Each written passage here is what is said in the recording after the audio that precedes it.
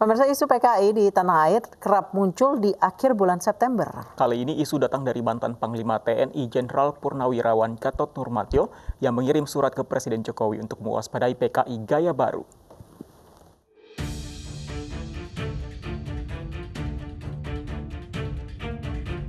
Mantan Panglima TNI Gatot Nurmantio bikin kejutan lagi. Setelah awal pekan bilang ada indikasi dicopot dari kursi Panglima TNI tahun 2017 karena bersikeras menggelar nonton bareng film G30 SPKI, kali ini Gatot melalui Organisasi Koalisi Aksi Penyelamat Indonesia atau KAMI mengirim surat ke Presiden Jokowi meminta orang nomor 1 Republik ini waspada munculnya PKI gaya baru. Dalam suratnya itu, Gatot Nurmantio yang juga presidium KAMI memberi peringatan upaya adu domba antar umat Islam sebagaimana biasa dilakukan PKI dahulu. Gatot juga meminta Presiden Jokowi menyerukan lembaga penyiaran publik menyiarkan film pengkhianatan G30 SPKI agar rakyat tetap ingat bahaya komunisme.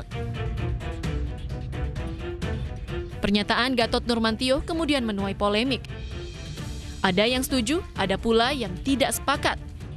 Yang setuju bilang jika woro-woro Gatot Nurmantio harus direspon positif pemerintah, karena masih ada pihak yang konsisten mengingatkan bahaya Partai Komunisme Indonesia.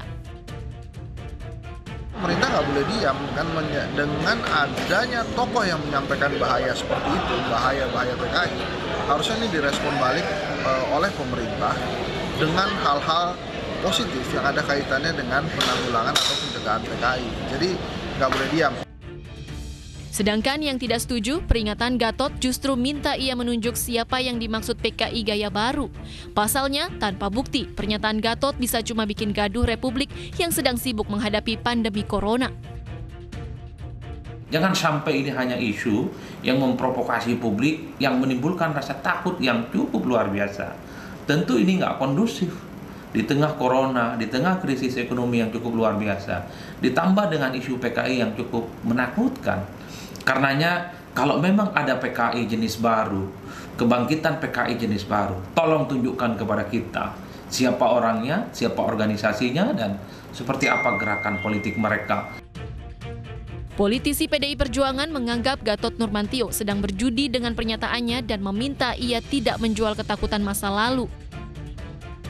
Jadi saya pikir Pak Gatot jika ingin punya cita-cita politik ya lakukan dengan elegan, menawarkan masa lalu, jangan menawarkan harapan, melakukan penawaran harapan untuk masa depan daripada menggali ketakutan dari masa lalu.